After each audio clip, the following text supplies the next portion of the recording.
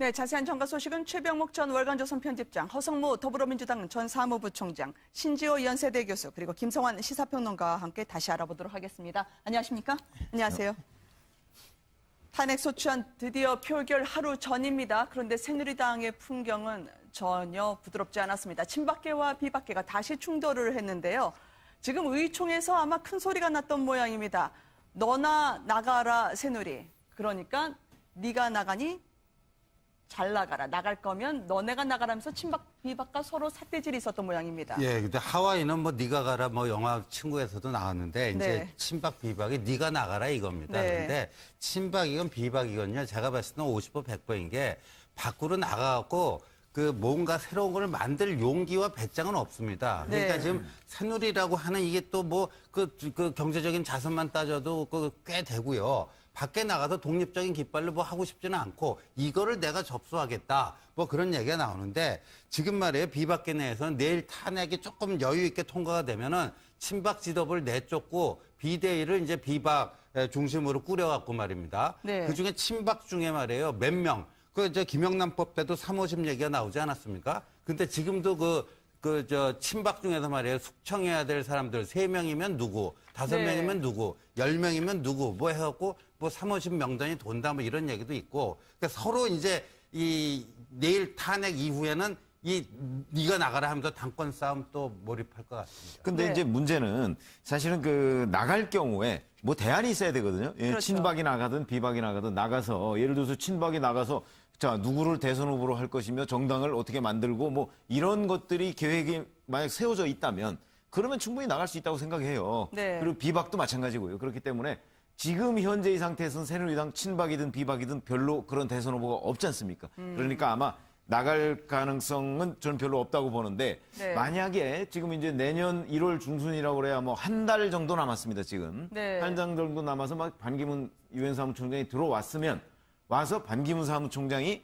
어떤 식으로 정치적 행보를 하냐에 따라서 친박과 비박이 그때 정말 분당을 할 가능성도 남아있다. 네. 그렇게 보면 자 친박, 비박 이 새누리당 사람들은 그동안에 분당해본 경험도 없고 또 용기도 없으니까 아마도 당을 쪼개고 못 나갈 것이다. 이렇게 단정적으로 얘기하는 건 또 좀 아닌 것 아닌가 싶은 생각이 들어서 조금 지켜봐야 할 겁니다.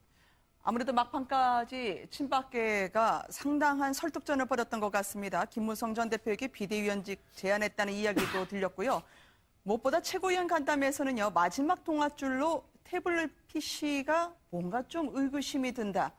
지금 이 부분에 대해서 수뇌부가 입을 맞추는 장면이 포착이 됐습니다. 함께 보시겠습니다. 오늘 당에서 공식적으로 입수 경위가 되어지는지 그거에 대한 국정조사 의무 신청을 좀 해야 될 것 같아요. 그 얘기는 크게 좀 하시죠. 기자들 보는 WPC의 입수 경위가 어떻게 되는지 그 부분에 대해서 고영태 정인이 의혹을 제기했고 그것을 밝혀달라고 얘기했지 않습니까? 그래서 입수 경위에 대한 관련된 증인들도 다음 청문회는 좀 요청을 하는 것이 맞다 이렇게. 이게 갑자기 태블릿 PC가 입수 경로가 불분명하다고요. 탄핵 신중해야 된다고 주장도 하던데 이게 하루 앞두고 국면 전환 아니냐라고 하는 시선도 있고요. 저 이야기는 이제 맨 처음부터 나왔던 이야기죠, 사실. 네. 그래서 태블릿 PC를 어떻게 해서 뭐 언론사가 확보를 했느냐, 뭐 독일에서 가져왔다, 어디서 주웠다, 뭐 이런 많은 이야기가 있었지만 어느 하나도 분명한 것은 아닙니다. 네. 또 심지어는 정윤희 씨가 복수전으로 제공했다는 뭐 그런 음모론까지도 있고 다양한 게 그래요? 있었는데 이제 지금 다 흘러간 이야기죠. 네. 흘러간 물이 물레방아를 돌릴 수 없고 지나간 버스에 손을 흔들어 봐야 소용이 없듯이 지금 저 이야기를 해서 탄핵에 어떤 영향을 미칠 거라고는 전혀 생각하지 않습니다. 그럼에도 불구하고 혹시나 하는 마음에 네. 집착을 하고 있는 거죠. 그러나 역시나 뭐 별 영향을 미치지 않을 것이라고 그렇게 생각합니다. 근데 네. 우리가 보통 재판할 때 보면요. 증거가 불법적으로 수집된 증거는 재판에서 그 증거로 인정을 안 해줍니다. 네. 증거의 효력을 인정을 안 해주거든요. 그래서 이게 만약에 그 불법적인 어떤 경로로 그 태블릿 PC가 모 방송국에 들어간 거라면 뭐 그런 식의 논리, 뭐 그런 거를 기대하고 이런 논리를 피고 있는데 이건 좀 차원이 다른 문제죠. 그래 일반적인 재판하듯이 이렇게 접근할 수 있는 문제는 아니라고 보고요. 네. 더군다나 이 경로보다도 그럼 뭐 태블릿 PC에 담겨 있던 것 자체가 그게 그럼 그 사실이 아니라면은 정말 그렇다면 그게 문제겠지만 이 언론사가 그거를 받아가지고 보도한 네. 것 자체를 문제 삼는 거는 이제 뒤늦게 그러니까 이 탄핵 그 찬성표를 좀 줄이기 위한 고육지자 아닌가 보였습니다. 지금 새누리당사 그리고 국회 앞에는 벌써부터 촛불이 애월살 기세입니다. 이 비박과 친박은 당연한 압박감을 느끼고 있을 것 같아요. 김무성 전 대표에게 비대위원장을 친박계에서 제안했다는 이야기, 물론 무의로 그친 것 같습니다만 어떻게 들리시나요? 그 친박계에서 마지막으로 뭐 비박계를 좀 부여잡기 위한 그런 네. 고육직책으로 보이는데요. 그러니까 방금 전에 이제 태블릿 PC 얘기도 나왔지만 저는 이렇게 질문하고 싶어요. 최순실 씨 말이 더 신빙성 있게 들리는지 아니면 검찰의 말이 더 신빙성 있게 들리는지. 네. 검찰은 지금 100% 최순실 씨께 맞다 이렇게 얘기를 하고 있는 상황 아니겠습니까? 그리고 확실한 물증이 다 그 태블릿 PC 안에 들어가 있는 상황에서 다 뒤늦게 지금 탄핵 소추안 표결을 하루 앞둔 상황에서 이 태블릿 PC 얘기를 꺼낸다는 것 자체가 사실은 좀 너무 뒤늦었고 의미가 그렇게 크게 없다고 생각되고요. 오늘 그래서 제가 알기로는 해당 언론사가 태블릿 PC 입수 경위를 상세하게 밝히겠다 이렇게 얘기를 한 것으로 알고 있습니다. 네. 그런데 이 탄핵에 찬성하는 사람들을 좀 분산시키겠다 내지는 힘을 약화시키겠다고 하면 네. 사실은 친박계가 지금 거기에 대고서 예를 들어서 힘을 약화시키려고 뭔가 포탄을 쏘겠다 그러면 정말 그 포탄이 효과를 발휘하는 포탄을 쏴야 될 거 아닙니까? 그렇죠. 저런 식으로 제가 보건대는 지금 얘기하는 뭐 김무성 전 대표한테 비대위원장을 제안했다는 등 뭐 태블릿 PC 입수 경위를 문제 삼는 것들은요. 포탄도 아니고 그냥 소총 정도에 불과해요. 저거 가지고서 그 탄핵 세력을 무찌를 수가 없습니다. 네. 그런데 친박들이 저런 얘기를 하는 거 봐서는 친박들이 굉장히 초조해하고 있구나. 지금 되지도 않을 일을 벌이고 있구나. 저는 그런 생각이 들 수밖에 없어요. 아니 여기서 김무성 전 대표가 뭐 바본가요? 여기서 비대위원장 지금 덥석 밖에 이미 열차는 서울을 떠나서 대전쯤 가고 있는데 서울에서 아무리 소리 질러봤자 들리지도 않습니다. 그러니까 친박의 저런 생각, 저런 발상이 제가 보기에 참 안타까울 정도네요. 이정현 대표는 정말 솔직하고 일관되기로는 어느 분도 따라갈 수가 없을 것 같아요. 탄핵이 부결되면 좋겠다는 발언도 했고요. 네, 그러니까 이정현 대표는 이제 그 친박이라고 할지라도요, 그 맷선이냐 또 대통령과의 관계가 어떻게 되는가에 따라서요, 네. 지금 이 탄핵 국면에서 굉장히 이렇게 분화되고 있는 것 같아요. 근데 이정현 대표의 경우에는 자신의 어떤 정치적 생명이 박근혜 대통령을 거치하고 거의 그냥 일심동체처럼 묶여 있을 수밖에 없는. 네. 그러니까 박근혜 대통령은 설령 정치적으로 정치 생명이 끝나더라도 본인은 그와 다르게 정치 생명을 유지해 나갈 수 있는 방법이 있다면은 네. 좀 달리 다른 행동에 나설 수가 있었을 텐데 너무 일체화되어 있기 때문에 또 본인의 지역구가 호남 아니겠습니까? 그렇죠. 그러니까 박근혜 대통령이 정치적으로 거의 이제 탄핵이 되면 본인도 마찬가지 운명에 처한다 해서 마지막까지 이렇게 또 나름대로 일관성을 유지할 수밖에 없는 처지다 보여집니다. 그렇습니다. 지금 새누리당 당사 앞에서요. 박근혜 대통령을 지지하는 단체 박사모가 탄핵 반대 집회를 열고 있다는 소식이 들어오고 있습니다. 또 국회에는 만장을 벌써 두르고 에어싸는 행렬이 시작될 수도 있다고 하고요. 예, 뭐 이렇게 이제 다른 정치 세력들이 이제 이 탄핵의 가결과 부결을 위해서 각자가 네. 할 수 있는 최선을 다하는 거죠. 그런데 이제 걱정은 이렇게 하다가 이제 물리적 충돌이 생기지 않을까 하는 그런 걱정은 있습니다. 네. 그런데 뭐 워낙 가결을 바라는 세력이 수적으로 우세하고 워낙 인적 동원력이 뛰어나기 때문에 부결을 바라는 세력들이 감히 이제 그게 물리적 충돌을 일으키지 못했던 것이 지금 몇 번의 토요일마다 이 집회에서 나타났던 현상이죠. 네. 좀 다행스럽긴 한데 아마 이번에도 뭐 그렇게 되지 않을까 그렇게 예상을 합니다. 근데 좀 전에 말씀하셨던 이정현 의원의 그런 태도는 신 의원님 말씀하신 게 뭐 전적으로 저는 옳다고 봅니다. 근데 그게 약간 플러스해서 그럼에도 불구하고 마지막 심리전이 들어있지 않는가. 흔들리는 친박의 일부, 사의 가결표 이것을 단속하고 또 일부의 비박까지도 한번 애원해 보려고 하는 그런 처절한 몸부림 정도가 아닌가 그렇게 네. 보고 있습니다. 지금 탄핵 D-1이라고 하는 국회 에어쌀 촛불 민심을 많은 분들이 초조하게 바라보고 있을 것 같습니다. 과연 내일 어떻게 될까요? 탄핵은 말이죠. 지난 2004년에 노무현 전 대통령 탄핵 당시를 보면은요. 그때 보면 낯익은 얼굴들이 있어요. 분명히요. 의장실을 점거하신 분이 알고 보면 내일 의사봉을 휘두를 정세균 의장이기도 하고요. 그리고 당시에 구두 직접 한번 보시지 않으셨나요? 저는 저 2004년 저 때 직접 보지는 못했습니다. 제가. 네, 홍문정 의원도 저 몸싸움에 가세를 하셨었군요. 네, 그랬었고요. 그때는 뭐 또 저 정동영, 네. 정동영 지금 국민의당에서 이제 탄핵 추진을 하고 있는데 네. 그 당시에는 이제 열린우리당 막 당 의장이지 않았습니까? 네, 네. 그리고 당 대표였으니까요. 네. 그래가지고 뭐 그냥 완전히 뭐 이제 탄핵이 통과되는 순간 거기에 네. 대해서 고함을 지르고 저 의장석에 팔을 두르고 계신 분이 바로 지금의 정세균 정세균 부회장입니다. 의장이고요. 네. 아마 그러고 제 기억으로는 저 정동영 의원이 아마 서류를 네. 의장석을 향해서 이렇게 네. 서류 수십 장을 던지는 대성통곡을 했었죠. 네, 대성통곡하고 또 유시민 당시 의원은 뭐 네. 거의 뭐 실신하다시피 해가지고 들 것은 아니고 네. 국회 경위들이 이렇게 네. 그 사진이 나오고. 제일 많이 나왔죠. 네. 유시민 그렇죠. 의원이 이렇게 다른 사람들이 이렇게 집어서 네. 하고 뭐 거의 저 장면입니다. 저 사진이 네. 제일 많이 나왔던 탄핵 당시 사진입니다. 구두를 던지는 의원도 있었어요. 그래서 지금 열린우리당 의원들이 격렬한 몸싸움을 벌였고 저 사진 때문에 많은 분들이 네. 그 당시에 탄핵 당시에 격렬했던 순간들을 회상하는 분들이 많았죠. 이게 일종의 뭐 역사의 아이러니다 이렇게 네. 표현할 수밖에 없는데요. 역사가 이렇게 다시 돌고 돌아서 12년 만에 똑같은 역사가 이제 반복되는 이런 일이 발생했는데요. 네. 근데 이번이 이제 탄핵안 가결 때는 저런 모습은 보이지는 않을 것 같습니다. 친박 의원들은 어떻게 할까요?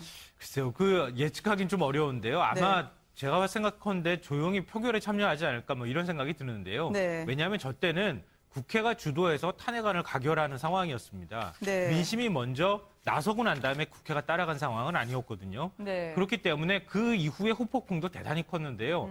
이번에도 물론 후폭풍은 크겠지만 이번에는 민심이 먼저 가고 국회가 따라가는 현상이 발생하고 있는 겁니다. 당시에 박근혜 의원도 보이는군요. 네. 그래서 자유투표를 한다고 이제 새누리당에서 의결을 하고 당론으로 네. 정한 이유도 사실은 탄핵 투표를 하게 될 경우에 저렇게 몸싸움으로 맞거나 이러면은 누가 반대를 했고 누가 찬성을 했는지가 극명하게 드러나게 되거든요. 네. 그런 모습을 앞으로 정치 생명을 위해서라도 가급적 보이면 안 되겠다. 이런 판단이 있기 때문에 아마 이번에는 저렇게까지 모습을 보이지는 않을 것으로 보입니다. 내일 아마 일반인들은 100명까지 저 탄핵 투표 과정을 볼 수 있다고 합니다. 이 참관을 할 분들 세월호 유가족이 포함되어 있다고 들었어요. 예, 그렇습니다. 세월호 유가족 40명이 참관을 한다고 들었는데요. 네. 어쨌든 자식이 먼저 죽으면 부모는 자식을 가슴에 묻지 않습니까?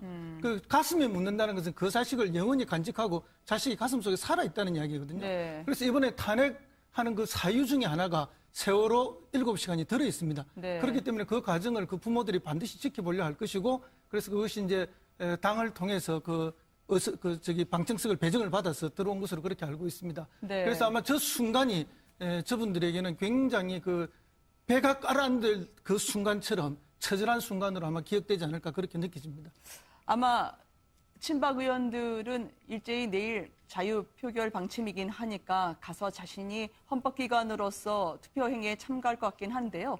비박계 의원들이 지금 심상치 않게 압력을 받는다. 이래저래 원로 정치인까지 동원돼서 탄핵, 네가 굳이 이중대 역할을 할 필요가 있니라는 비슷한 말까지 듣는다고 호소를 하고 있습니다. 이혜훈 의원의 이야기 한번 들어보실까요?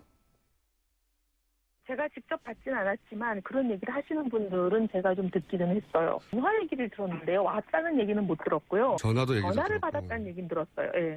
어떻게 보면은 공개가 되면 뭐 불법이라기보다는 좀 망신이 될 수 있는 그런 사안들에 대해서 은근히 알고 있다고 얘기하는 그런 전화를 받았다고 제가 들었어요. 예. 압도적인 가결이 되지 않을까라고 생각하시는 분들도 많지만요. 지금 정가에서는 이거 혹시 부결 분위기까지 까봐야 안다라고 하는 이야기가 나오고 있습니다. 비박계 의원들이 당하고 있다는 압력, 저게 뭔가요? 실체가요? 그러니까 뭐 이제 일종의 회유 협박이라고 봐야 네. 되는데요. 그 국회의원들에게 회유 협박이 통하려면요, 확실하게 두 가지여야 됩니다. 하나는 공천과 관련된 것. 네. 근데 지금 뭐 저 총선이 3년 반 남았는데 3년 반 후 그 21대 총선에서 뭐 박근혜 대통령이 공천 줍니까? 아니잖아요. 그러니까 네. 이거는 완전히 전혀 공천 카드를 맥힐 수가 없는 상황이라는 거고요. 두 번째는요, 개인 비리 털면 먼지 안 나는 사람 없다. 네. 특히 정치인들은 뭐 그런 사람들 아니냐. 그러니까 누구든지 크고 작은 뭐 약간의 그 공개가 되면 망신살이법 치고 정치적인 타격을 입는 그런 개인 비리들이 있을 수 있다. 네. 그리고 경우에 따라서는 이게 검찰권 행사로 이어질 수도 있다. 그런 거 개인 비리 파일 같은 게 또 있어요. 그게. 네. 그런 거를 가지고 이렇게 뭘 좀, 너 이거 하면 너 까불지 마라. 네. 뭐 이런 식인데. 근데 지금 이 카드도 저는 통할 수가 없는 게 지금 검찰이 청와대 말을 듣습니까? 친박들 말을 듣습니까? 지금 검찰하고 청와대하고 으르렁대고 있는 거 아닙니까? 그러니까요. 그렇다면 의원들이 바보가 아니나 공천권으로 회유하는 것도 맥히지가 않고 검찰권 이용 회유하는 것도 만만치가 않고 그러니까 별로 맥힐 카드는 없어 보여요. 그러나 오랜 그 관성에 의해서 이런 일을 늘 해왔던 거죠, 저 당은. 그래서 이제 지난번에 우리가 총선 때도 김승혜 의원 다른 지역구로 옮겨라 할 때 윤상현 의원이 전화해 대고 얼마나 심한 말들을 협박이 많아 있었습니까? 그리고 이번에 남경필 그 경기지사가 탈당할 때도 서청원 의원들이 좀 조폭처럼 이렇게 어르고 달래고 협박을 했다는 증언이 있지 않았습니까? 그렇기 때문에 이것은 뭐 그 관성에 따라 그대로 되고 있다 그렇게 보고요. 가장 또 최근에 있었던 것은 박근혜 대통령께서 부산의 LCT 이거에 비리에 관해서 검찰이 좀 수사를 제대로 해라 이렇게 명을 하지 않았습니까? 그때 모두가 예측할 때 바로 이것은 비박계를 압박하기 위한 수단으로 나온 것이 아닌가라고 우리가 지금 다 그때 짐작을 했거든요. 그런 걸 보면 오늘 이혜원 의원이 저렇게 이야기한 것은 충분히 개연성이 있고 현재 진행되고 있는 것이 아닌가 그렇게 예측을 합니다. 그런데 그럼에도 불구하고 네. 이렇게 생각하시면 돼요. 자, 내일 만약에 국회에서 탄핵안이 가결됐다고 생각을 해보세요. 네. 그러면 자 우선 만약에 국회 안에 들어가서 무기명으로 당신들이 비박인지 친박인지 한번 써내세요 그러면요. 겉으로는 뭐 친박이 지금 압도적인 다수인 것 같죠. 친박 얼마 안 남았을 겁니다 아마. 가결이 얼마나 여유 있게 될 것 같으세요? 아니면은 가결이 안 될 것 같으세요? 아니 저는 뭐 여유 있는데 그렇게 아주 여유 있게 되지는 않을 것이다. 네. 왜냐하면 또 기권표도 꽤 나올 겁니다. 아마 그래요? 친박 중에서는 차라리 기권을 하자 이렇게 생각하는 사람들이 있고 근데 왜 그러냐면 내일 탄핵안이 가결되면요. 가결된 이후 친박은 사실상 패족이 되는 겁니다. 네. 몇 사람 안 남아요. 그러니까 네. 아마 서청원, 최경환, 윤상현, 이정현 정도 남을 거예요. 10명 이하로 안 남고 나머지는 이제 다 내가 언제 친박이었어? 이렇게 나올 거예요. 그게 정치의 현실입니다. 그렇기 때문에 네. 지금 친박계들이 무슨 이것저것 동원해서 너 뒷조사하고 나중에 이거 밝혀지면 정치 생명이 위험할 거야. 그거를 믿는 사람 초선 몇 명은 혹시 믿을지 모르겠으나 정치판에서 좀 밥 좀 먹었다는 사람들은 그 말 자체를 믿질 않아요. 왜냐하면 내일 탄핵안이 가결되면 친박은 없어지는 거라고 보시면 됩니다. 운명의 기로에 서 있습니다. 특히 친박은 더더욱 그렇죠. 무엇보다도 207이라는 숫자가 오늘 참 많이 나왔었는데요. D-1, 풍전등화의 친박이 과연 말씀하신 멸족의 위기냐 아니면 생존의 길을 걸을 것이냐가 바로 야권과 무소속 그리고 비박 35명 정도가 합치면요. 207표로 가결이 되게 됩니다. 그러면 그때 친박의 운명을 저희가 본다면 그래도 나머지 사람들은 친박과 중도는 버티고 있었기 때문에 우리가 그래도 재창당 수준으로 해서 빨리 대선 체제로 전환할 수 있지 않을까라는 버티기 형국으로 들어갈 수 있다는 전망이 있을 수 있고요.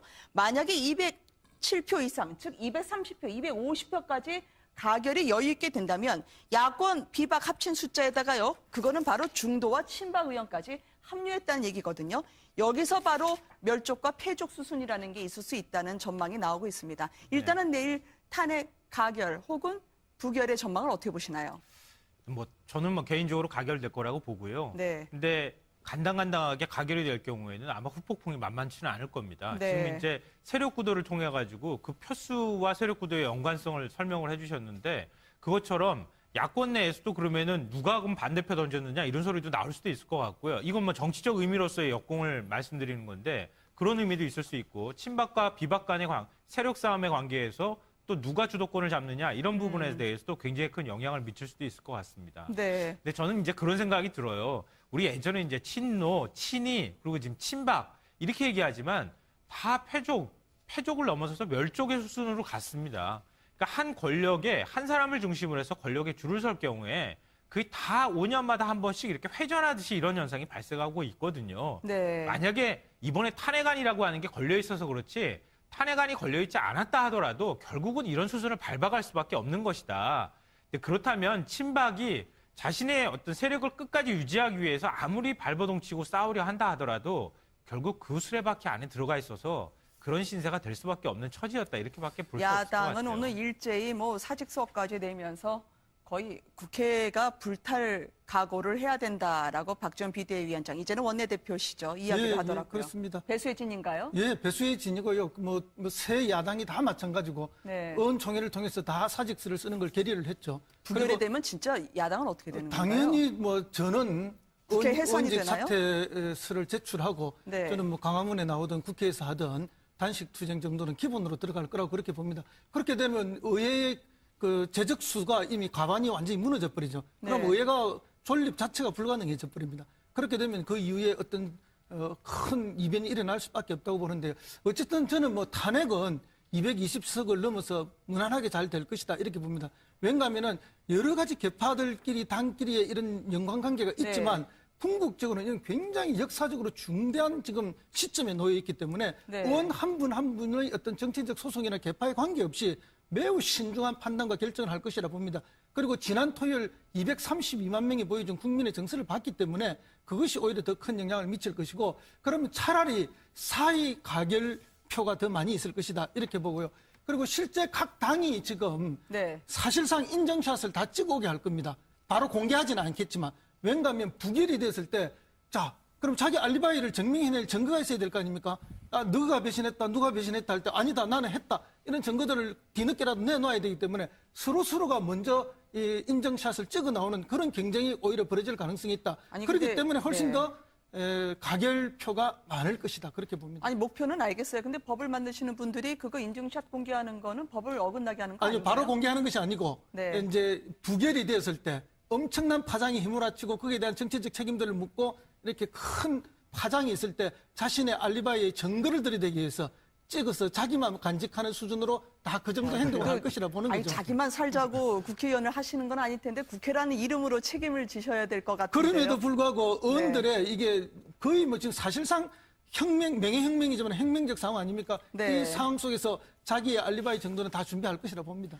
저희 준 대통령 탄핵 소추안에 대해서 어떻게 명기를 해야 될지요. 가부란 이제 찬성 반대 그렇게 쓰면은 그거는 표로 쳐주지 않는다고 하던데. 예, 네, 일단 맞습니다. 위원님. 그러니까 이제 탄핵 소추안에 찬성하면 한글 또는 한자로 가라고 써야 되고요.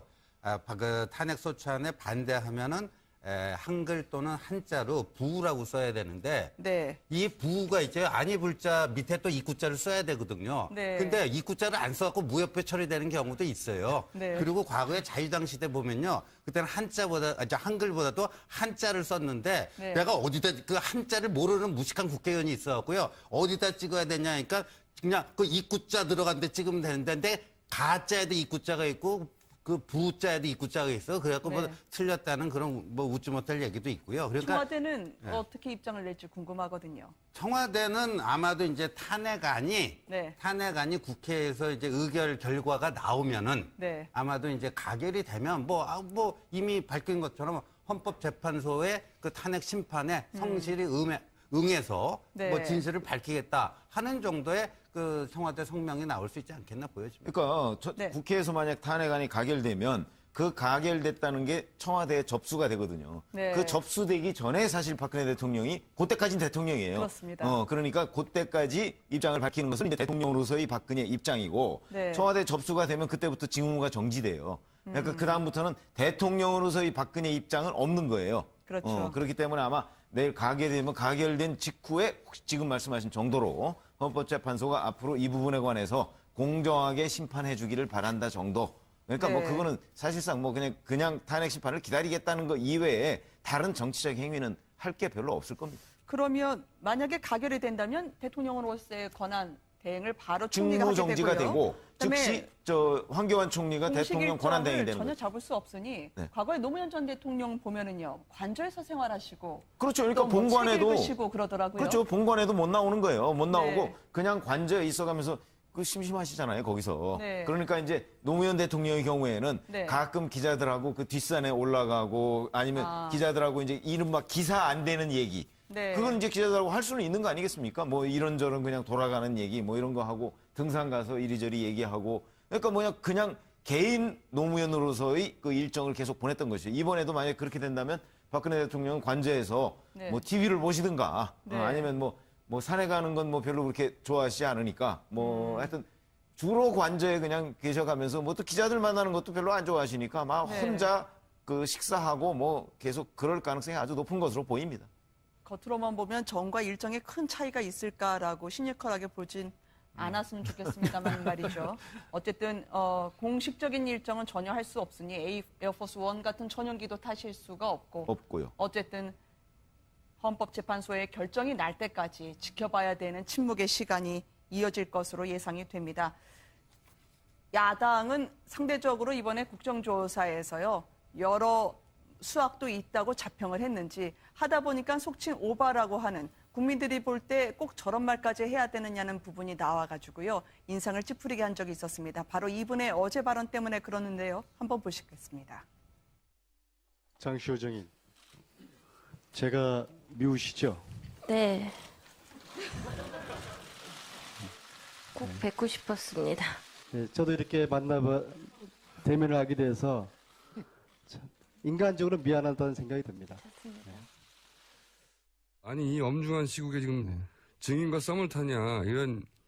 특히 장시호 입장에서는 안민석 아니었으면 자기는 존재조차도 지금 드러나지 않고 숨을 수 있었는데, 그러니까 자기를 감옥으로 보낸, 또 최씨 일가를 이렇게 국정농단의 주역으로 만든 원흉이죠, 자기들 볼 때는. 그러니까 얼마나 제가 미웠겠습니까? 그래서 이놈이 누구인지 한번 보고 싶었겠죠. 그런 의미에서 보고 싶었다는 그 의미죠. 아니, 죄는 미워하되 사람은 미워해서는 안 되잖아요. 애정의 관계로 보였습니다. 아, 이 위원장님 그렇게 하시면 정말 국민들 오해를 하죠.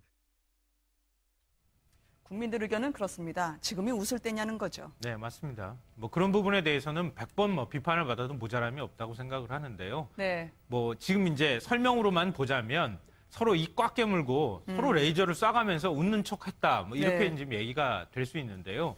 그렇다 하더라도 지금 개인적 소외나 개인적 감정을 서로 간에 이제 표출할 그런 공간은 아니잖아요. 그렇죠. 그리고 이 장시호 씨에 대해서 이제 청문하는 장면을 보면 이거 마치 그냥 모범 답안을 듣기 위해서 청문하는 것 같은 그런 인상을 받았어요. 네. 그러니까 장시호 씨가 아니라고 하면 그냥 아니라고 이렇게 하고, 뭐 그렇다 그러면 또 그렇다고 얘기하고, 뭔가 좀 추궁에 들어가고 뭔가 좀 파헤치려고 하는 노력.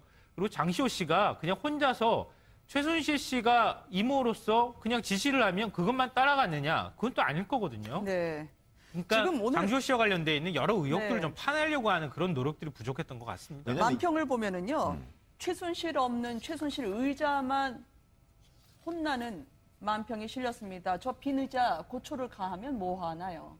그렇죠. 아니, 이제 최순실 씨를 끌어내지 못한 거, 네. 그 부분에 관해서 이제 여러 가지 법률적 어떤 제도적 뭐 이런 허점들이 있기 때문에 저런 거 네. 아니겠습니까? 그러니까 그 부분은 뭐 이제 그건 나중에 해야 될 문제고, 지금 이제 저 안민석 의원의 저런 태도는 사실은 이번 청문회의 특징이 지금 7분, 5분 정도입니다. 그러니까 다 합쳐봤자 17분이거든요. 네. 시간이 없어요. 이 7분 동안에 뭐 그 증인이 여러 명인데, 그러니까 이 시간을 좀 사실은 늘려야 되는데 청문위원들이 우선 너무 많았다. 그러다 네. 보니까 분담을 하다 보니까 시간이 없어요. 근데 이 없는 시간을 쪼개서 또 장시호 씨하고 뭐 내가 미우냐 어쩌고 저런 얘기를 했어요. 그렇죠? 이게 얼마나 부적절합니까? 아니, 지금 네. 시간 자체가 질문하고 답변을 받을 시간도 없어서 심지어 어떤 청문위원 같은 경우는 답변 짧게 하라고 그러고 답변을 끊어버리기도 했습니다. 네. 그런데도 안민석 의원이 이제 저런 식의 오해를 부를 만한 저런 부질없는 네. 그런 질문과 답변을 나눔으로써 국민들한테 뭐 참 이상하다, 뭐 시간이 남는 모양이다, 뭐 이런 평가를 받을 수밖에 없는 거여서 저 부분은 굉장히 아마 보시는 분들도 저 정도인가 과연 네. 국회의원들의 수준이라는 것이라는 생각을 많이 했을 것 같습니다. 무엇보다도 한 장의 또 다른 만평이요, 국민들의 심정을 그대로 대변해 주는 것 같습니다. 순실은 자리에 없고요, 기추는 아는 게 없고요, 병우는 흔적이 없고요, 김종훈 차관은 본인은 이렇게 본인이 그려진 거에 대해서 조금 기분이 안 좋으실 것 같아요. 말할 수 없고요. 핵심 없고 국민은 어이가 없다고 말이죠. 그러니까 이제 이 국정조사 청문회의 어떤 그 한계를 여실히 드러낸 거 아니냐. 그러니까 물론 최순실이라든가 우병우를 강제해서 거기다 청문회장에 세울 수 없는 그런 네. 제도적인 법률적 한계도 있었습니다만 아까 얘기한 것처럼 국회가 좀 작전을 잘못 짰다. 네. 정말 소수 정예의 이 분야에 대해서 정말 꿰뚫어 볼 수 있는 그 정도의 정보력을 축적하고 거기에 대한 조사가 돼 있는 여야 각 당의 선수들만 뽑아가지고 좀 시간을 여유 있게 주면서 집중적으로 파고들고 송곳난 질문을 해갖고 네. 이제까지 언론 지상에 통해서 밝혀지지 않은 그런 새로운 사실들을 발굴해내는 게 바로 청문회의 어떤 그 꽃이라고 한다면은 네. 요번에 나타난 거는 그런 점에서는 참 그 소문만 요란했지 말이에요. 가니까 먹을 거 별로 없고 그런 식으로 좀 끝난 게 아닌가 해서 좀 88년 청문회 이후에 네. 이제 이렇게 증인들이나 그 참고인들이 방어하는 기술이 너무 좋아졌어요. 여러 번 반복되다 보니까 법률 전문가들의 조언을 받아서 피해갈 수 있는 것들을 많이 찾아냈기 때문에 지금 한계를 드러낸 것이다. 그리 봅니다. 아니 그러니까 이게 하나 알려진 건 있어요. 강아지 한 마리가 결국 판도라의 상자를 열어서 최순실 게이트를 알게 해줬나. 정말 웃지 못할 얘기입니다만 고영태 씨 이야기가 맞다면 최순실 씨가 자기가 맡긴 강아지 집에 두고 혼자 나갔다고 화를 냈다는 게 지금 이 강아지 애국 맹견으로 불리고 있거든요. 진짜 이런 얘기가 나온다는 것 자체가 너무 황당하고 어이가 없는데요. 그러니까 예전에 이제 청문회하고 비교를 해보면 옛날에는 청문회 스타가 한 명씩은 나왔어요. 네. 국감을 하거나 아니면 청문회를 하거나 이럴 때 뭔가 좀 이렇게 송곳 질문을 하고 뭔가 심리적으로 이렇게 압박해 들어가는 그런 것들을 좀 잘하는 의원이 나오게 마련이거든요. 네. 근데 이번에는 그런 의원은 없고 이완영 의원처럼 오히려 감싸다가 나중에 비난을 받는 이런 의원만 나오는 것 같아서 좀 안타까운데요. 네. 이 청문회라고 하는 것 자체가 사실은 앞서 말씀하셨던 것처럼 제도적인 한계가 있기 때문에 뭔가 좀 이렇게 검찰이 수사하는 것처럼 그렇게 하기는 좀 쉽지가 않습니다. 그렇다면 이런 네. 공개적인 자리에 불러내서 좀 심리적으로 압박해 들어가면서 그 사람이 생각했던 또 그 과거 준비하지 못했던 어떤 발언이나 이런 것들이 좀 툭 튀어나오도록 만들어줘야 하는데 그런 면에서는 너무 기술적인 부분에서 부족했던 것 같아요. 전 국민들이 다 바라보고 있는 이 위중한 국정조사 청문회에서 왜 삼각관계가 필요할까요? 민망한 상황이 연출됐던 그 문제의 장면을 한번 보시도록 하겠습니다. 아까 두 분이 싸워가지고 우리 차은택 씨한테 전화 왔다고 아까 진술이 있었는데 네. 선물을 준 걸 다 가져갔나요? 어떤 상황입니까? 아니 그때 저한테 강아지를 잠깐 최순실의 딸인 정유라의 강아지를 잠깐만 맡아달라 했는데 제가 그 강아지를 결국 고영태 씨가 최순실 씨와 나중에 불화를 겪으면서요. 여기서 바로 옷이 대통령과 뇌물죄가 형성되는 게 아니냐는 오늘 주장이 있었었고 고영태 씨가 그 옷을 만드는 과정에서도 박 대통령이 상당히 까다롭게 대해주셨다라고 이야기를 하더라고요. 그렇죠. 그러니까 이제 이게 옷이 완성품이 나오기 전에 네. 우리가 보통 가봉 한다 이런 얘기 하지 네. 않습니까? 그 중간 단계 그거를 이제 청와대에 보내서 한번 이렇게 입어보는 네. 그런 게 있는데 그 박 대통령이 이게 심기가 안 좋으실 때는 0.05mm가 좀 이게 잘못했다 이런 식으로 해서 좀 불편하다. 근데 이제 고영태 씨는 어제 이제 기자들에게 한 얘기가 네. 어떻게 인간이 0.5mm까지 알겠느냐. 그거를 이렇게 몸으로 인지한다는 건 힘들고 어떤 심기 상태를 저렇게 얘기한 게 아니냐. 그런 얘기를 해가지고 저게 근데 국정조사의 본령하고는 크게 중요한 그러니까요. 문제는 또 아닌 것 같아요. 아니 또 최순실 씨에 대해서도 이야기를 하던데 세상에 하나뿐인 캐릭터다라고 하는 그런 부분은 좀 믿길 만도 할 것 같아요. 글쎄 그걸 어디까지 네. 믿어야 될지 모르겠어요. 그러니까 왜 그러냐면 처음 이제 고영태 씨 말은 처음 만난 게 2012년이라고 그랬고요. 네. 그다음에 싸웠다는 게 2014년이에요. 그런데 싸워서 왜 싸웠냐 그랬더니 지금 얘기한 대로 그 캐릭터가 참 독특하고 나를 완전히 네. 하인 취급하고 그랬다고 그랬어요. 그러면 2012년부터 2014년까지 2년간은 안 그랬다는 얘기잖아요. 그러면은 네. 지금 이제 차은택 씨가 이 고영태 최순실의 관계를 굉장히 가까운 사이라고 그랬습니다. 그리고 2014년에 싸우고 나서 최순실 씨도 차은택 씨한테 전화를 했고 고영태 씨도 차은택 씨한테 전화를 했다고 그랬어요. 네. 그런데 차은택 씨는 왜 싸웠냐는 부분에 대해서 최순실 씨가 고영태 씨 집에 와서 돈과 물건을 가져갔다. 이렇게 얘기를 했거든요. 그렇다면 돈과 물건을 공유하는 거였다. 이제 이런 얘기가 되잖아요. 그런 거 보면 이 관계도 굉장히 중요한 거예요. 왜냐하면 이 관계가 사실은 지금 고영태 씨는 강아지 때문에 그랬다고 그러고 차은택 씨 말에 따르면 그건 아닌 것 같아요. 그러니까 이런 부분도 사실은 이게 굉장히 밝혀내야 되는 부분인데 최순실 씨는 뭐 우리가 그동안의 지인들이나 이런 사람들을 통해서도 그 워낙 뭐 온갖 동네 돌아다녀가면서 갑질했다 이거는 다 드러난 거 아니겠습니까? 네. 그러니까 뭐 고영태 씨로서 그렇게 얘기할 수가 있겠죠. 근데 이제 이 두 분의 관계가 너무 독특한 것 같아요. 20살 나이 차이가 나는데 반말을 하고 지냈다는 거 아닙니까? 네. 그 이제 흔히 뭐 그 조금 방송용은 아니면 니네돌이를 하는 사이라는 것은 모든 걸 털고 지낸다는 사이 아닙니까? 그리고 선물도 줬던 걸 다시 받아가는 사이고 이 20살 이하의 젊은 청년에게 그 가벌 관계에서 사장님과 부하 직원으로 만났다면 있을 수 없는 일들이 벌어지고 있는 거죠. 여기에서 국민들의 많은 의혹이 지금 있는 거 아닙니까? 그리고 네. 실제 돈도 그 집에 직접 최순실 씨가 가서 싸우고 돈도 다시 가져가고 이런 관계라면 아무리 자기 밑에 부하 직원의 집이라 해도 그렇게 함부로 마음대로 들어가고 마음대로 물건을 가져갈 수 있는 이런 사이, 도대체 이 사이가 무슨 사이인가? 우리 국민들이 다 의아하게 생각할 수밖에 없는 아주 특별한 관계다. 그런 면에서 이 네. 사건이 벌어지게 된 계기도 정말 이상하다 이런 의심을 계속하는 거죠. 뭐 내밀한 관계는 국민들이 아마 관심이 없으실 거예요. 이런 막장 누나에 의해서 국정이 농단당했다는 그 부분이 아직까지도 화를 삭히지 못할 뿐이죠. 그러니까 가장 이제 주목해야 될 부분은요. 우리가 이제 그런 얘기 하잖아요. 권력이 뭔가 이렇게 균열이 가기 시작하는 거는 가장 네. 말단에서부터 시작되는 겁니다.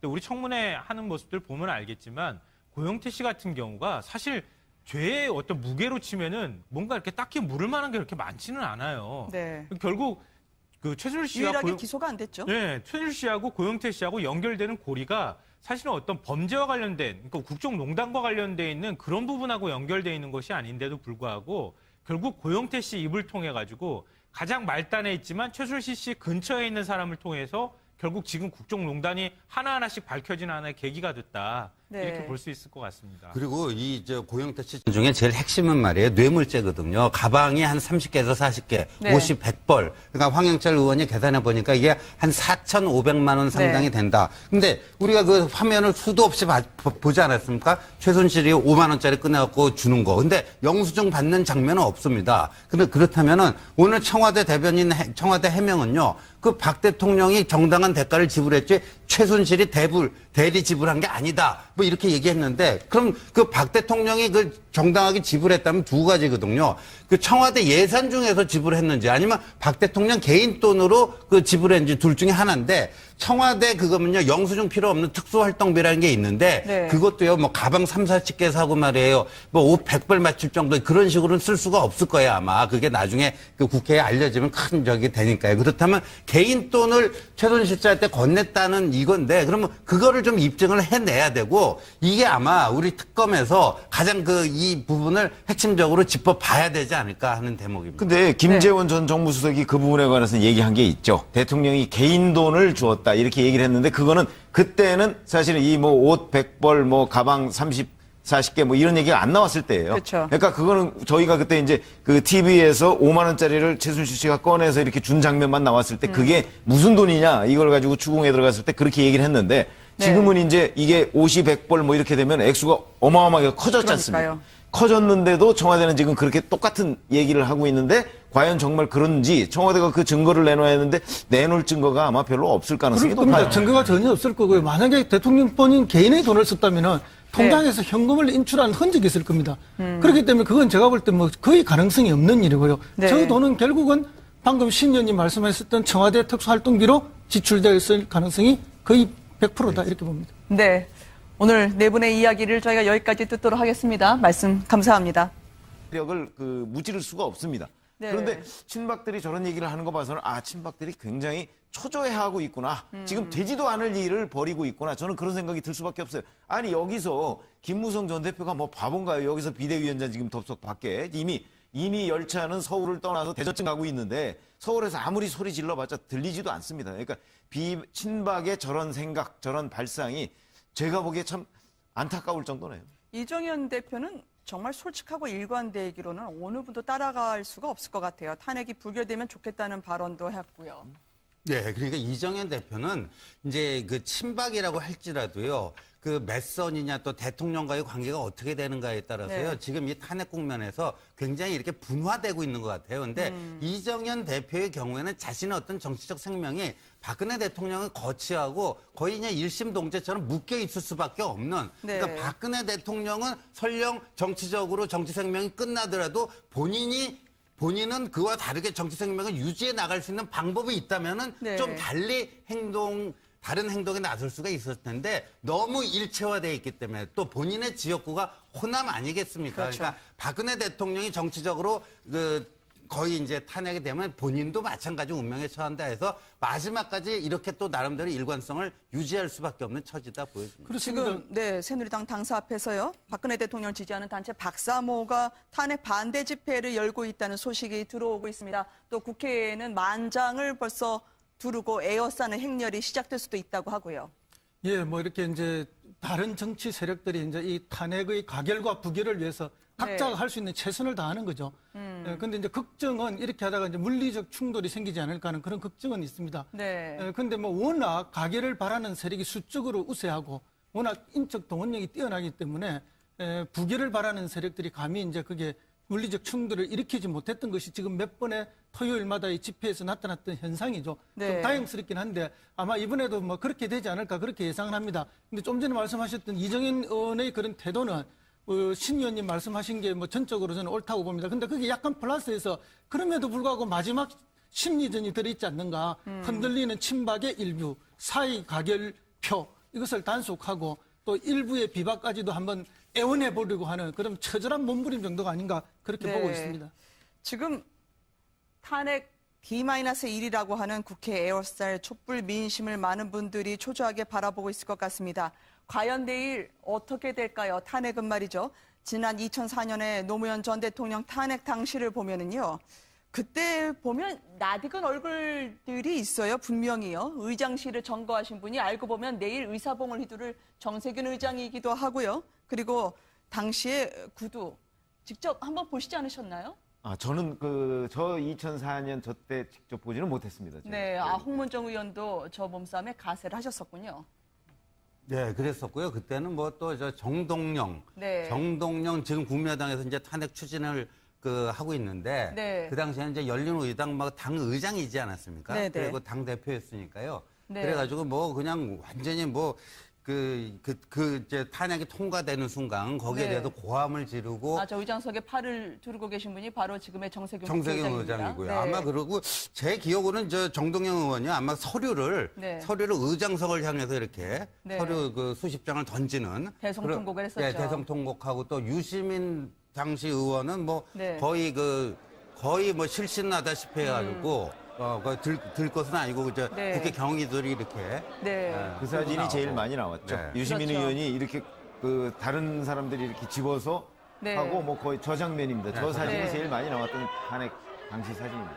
구두를 던지는 의원도 있었어요. 그래서 지금 열린우리당 의원들이 격렬한 몸싸움을 벌였고 저 사진 때문에 많은 분들이 그 당시에 탄핵 당시에 격렬했던 순간들을 회상하는 분들이 많았죠. 일종의 뭐 역사의 아이러니다 이렇게 네. 표현할 수밖에 없는데요. 역사가 이렇게 다시 돌고 돌아서 12년 만에 똑같은 역사가 이제 반복되는 이런 일이 발생했는데요. 네. 근데 이번이 이제 탄핵안 가결 때는 저런 모습은 보이지는 않을 것 같습니다. 친박 의원들은 어떻게 할까요? 글쎄요, 예측하긴. 네, 자세한 정가 소식은 최병목 전 월간조선 편집장, 허성무 더불어민주당 전 사무부총장, 신지호 연세대 교수, 그리고 김성환 시사평론가와 함께 다시 알아보도록 하겠습니다. 안녕하십니까? 안녕하세요. 탄핵 소추안 드디어 표결 하루 전입니다. 그런데 새누리당의 풍경은 전혀 부드럽지 않았습니다. 친박계와 비박계가 다시 충돌을 했는데요. 지금 의총에서 아마 큰 소리가 났던 모양입니다. 너나 나가라 새누리. 그러니까 네가 나가니 잘 나가라. 나갈 거면 너네가 나가라면서 친박 비박과 서로 삿대질이 있었던 모양입니다. 예, 근데 하와이는 뭐 네가 가라 뭐 영화 친구에서도 나왔는데 이제 네. 친박 비박이 네가 나가라 이겁니다. 네. 그런데 친박이건 비박이건요. 제가 봤을 때는 50번 100번인 게 밖으로 나가갖고 뭔가 새로운 걸 만들 용기와 배짱은 없습니다. 그러니까 네. 지금 새누리라고 하는 이게 또 뭐 경제적인 자산만 따져도 꽤 되고요. 밖에 나가서 독립적인 깃발로 뭐 하고 싶지는 않고 이거를 내가 접수하겠다. 뭐 그런 얘기가 나오는데 지금 말이에요. 비박계 내에서는 내일 탄핵이 조금 여유 있게 통과가 되면은 친박 지도부를 내쫓고 비대위를 이제 비박 중심으로 꾸려갖고 말입니다. 네. 그중에 친박 중에 말이에요. 몇 명. 저 김영란법 때도 3, 50 얘기가 나오지 않았습니까? 근데 지금도 친박 중에서 말이에요. 숙청해야 될 사람들 3명이면 누구, 5명이면 누구, 10명이면 누구, 뭐 해갖고 뭐 3, 50 명단이 돈다 뭐 이런 얘기도 있고. 그러니까 서로 이제 이 내일 탄핵 이후에는 네가 나가라 하면서 당권 싸움 또 몰입할 것 같습니다. 근데 이제 문제는 사실은 나갈 경우에 뭐 대안이 있어야 되거든요. 예, 그렇죠. 친박이 나가든 비박이 나가든 나가서 예를 들어서 친박이 나가서 자, 누구를 대선 후보로 할 것이며 정당을 어떻게 만들고 뭐 이런 것들이 계획이 만약 세워져 있다면 그러면 충분히 나갈 수 있다고 생각해요. 네. 그리고 비박도 마찬가지고요. 그렇기 때문에 지금 현재 이 상태에서는 새누리당 친박이든 비박이든 별로 그런 대선 후보가 없지 않습니까? 그러니까 아마 나갈 가능성은 저는 별로 없다고 보는데 네. 만약에 지금 이제 내년 1월 중순이라고 그래야 뭐 한 달 정도 남았습니다, 지금. 네. 한 달 정도 남아서 막 반기문 유엔 사무총장이 들어왔으면 와서 반기문 사무총장이 어떤 식으로 정치적 행보를 하냐에 따라서 친박과 비박이 그때 정말 분당을 할 가능성도 남아있다. 네. 그렇게 보면 자 친박, 비박 이 새누리당 사람들은 그동안에 분당해본 경험도 없고 또 용기도 없으니까 아마도 당을 쪼개고 못 나갈 것이다. 이렇게 단정적으로 얘기하는 건 또 좀 아닌 것 아닌가 싶은 생각이 들어서 조금 지켜봐야 할 겁니다. 아무래도 막판까지 친박계가 상당한 설득전을 벌였던 것 같습니다. 김무성 전 대표에게 비대위원직 제안했다는 이야기도 들렸고요. 무엇보다 최고위원 간담회에서는요. 마지막 통화줄로 태블릿 PC가 뭔가 좀 의구심이 든다. 지금 이 부분에 대해서 수뇌부가 입을 맞추는 장면이 포착이 됐습니다. 함께 보시겠습니다.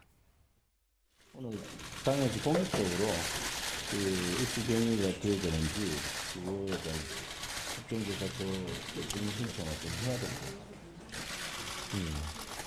그 얘기는 크게 좀 해주시죠. 기자들 보면. WPC의 입수 경위가 어떻게 되는지 그 부분에 대해서 고영태 정인이 의혹을 제기했고 그것을 밝혀달라고 얘기했지 않습니까? 그래서 입수 경위에 대한 관련된 증인들도 다음 청문회는 좀 요청을 하는 것이 맞다 이렇게. 이게 갑자기 태블릿 PC가 입수 경로가 불분명하다고요. 탄핵 신중해야 된다고 주장도 하던데 이게 하루 앞두고 국면 전환 아니냐라고 하는 시선도 있고요. 저 이야기는 이제 맨 처음부터 나왔던 이야기죠, 사실. 네. 그래서 태블릿 PC를 어떻게 해서 뭐 언론사가 확보를 했느냐, 뭐 독일에서 가져왔다, 어디서 주웠다, 뭐 이런 많은 이야기가 있었지만 어느 하나도 분명한 것은 아닙니다. 네. 또 심지어는 정윤희 씨가 복수전으로 제공했다는 뭐 그런 음모론까지도 있고 다양한 게 그래요? 있었는데 이제 지금 다 흘러간 이야기죠. 네. 흘러간 물이 물레방아를 돌릴 수 없고 지나간 버스에 손을 흔들어 봐야 소용이 없듯이 지금 저 이야기를 해서 탄핵에 어떤 영향을 미칠 거라고는 전혀 생각하지 않습니다. 그럼에도 불구하고 혹시나 하는 마음에 네. 집착을 하고 있는 거죠. 그러나 역시나 뭐 별 영향을 미치지 않을 것이라고 그렇게 생각합니다. 근데 네. 우리가 보통 재판할 때 보면요. 증거가 불법적으로 수집된 증거는 재판에서 그 증거로 인정을 안 해줍니다. 네. 증거의 효력을 인정을 안 해주거든요. 그래서 이게 만약에 그 불법적인 어떤 경로로 그 태블릿 PC가 모 방송국에 들어간 거라면 뭐 그런 식의 논리, 뭐 그런 거를 기대하고 이런 논리를 피고 있는데 이건 좀 차원이 다른 문제죠. 그래 일반적인 재판하듯이 이렇게 접근할 수 있는 문제는 아니라고 보고요. 네. 더군다나 이 경로보다도 그럼 뭐 태블릿 PC에 담겨 있던 것 자체가 그게 그럼 그 사실이 아니라면은 정말 그렇다면 그게 문제겠지만 이 언론사가 뭐 그거를 받아가지고 보도한 네. 것 자체를 문제 삼는 거는 이제 뒤늦게 그러니까 이 탄핵 그 찬성표를 좀 줄이기 위한 고육지자 아닌가 보였습니다. 지금 새누리당사 그리고 국회 앞에는 벌써부터 촛불이 애월살 기세입니다. 이 비박과 친박은 당연한 압박감을 느끼고 있을 것 같아요. 김무성 전 대표에게 비대위원장을 친박계에서 제안했다는 이야기. 물론 무의로 그친 것 같습니다만 어떻게 들리시나요? 그 친박계에서 마지막으로 뭐 비박계를 좀 부여잡기 위한 그런 네. 고육직식으로 보이는데요. 방금 전에 이제 태블릿 PC 얘기도 나왔지만 저는 이렇게 질문하고 싶어요. 최순실 씨 말이 더 신빙성 있게 들리는지 아니면 검찰의 말이 더 신빙성 있게 들리는지. 네. 검찰은 지금 100% 최순실 씨께 맞다 이렇게 얘기를 하고 있는 상황 아니겠습니까? 그리고 확실한 물증이 다 그 태블릿 PC 안에 들어가 있는 상황에서 다 뒤늦게 지금 탄핵 소추안 표결을 하루 앞둔 상황에서 이 태블릿 PC 얘기를 꺼낸다는 것 자체가 사실은 좀 너무 뒤늦었고 의미가 그렇게 크게 없다고 생각되고요. 오늘 그래서 제가 알기로는 해당 언론사가 태블릿 PC 입수 경위를 상세하게 밝히겠다 이렇게 얘기를 한 것으로 알고 있습니다. 네. 그런데 이 탄핵에 찬성하는 사람들을 좀 분산시키겠다 내지는 힘을 약화시키겠다고 하면 네. 사실은 친박계가 지금 거기에 대고서 예를 들어서 힘을 약화시키려고 뭔가 포탄을 쏘겠다 그러면 정말 그 포탄이 효과를 발휘하는 포탄을 쏴야 될 거 아닙니까? 그렇죠. 저런 식으로 제가 보건대는 지금 얘기하는 뭐 김무성 전 대표한테 비대위원장을 제안했다는 등 뭐 태블릿 PC 입수 경위를 문제 삼는 것들은요 포탄도 아니고 이 그냥 소총 정도에 불과해요. 저거 가지고서 그 탄핵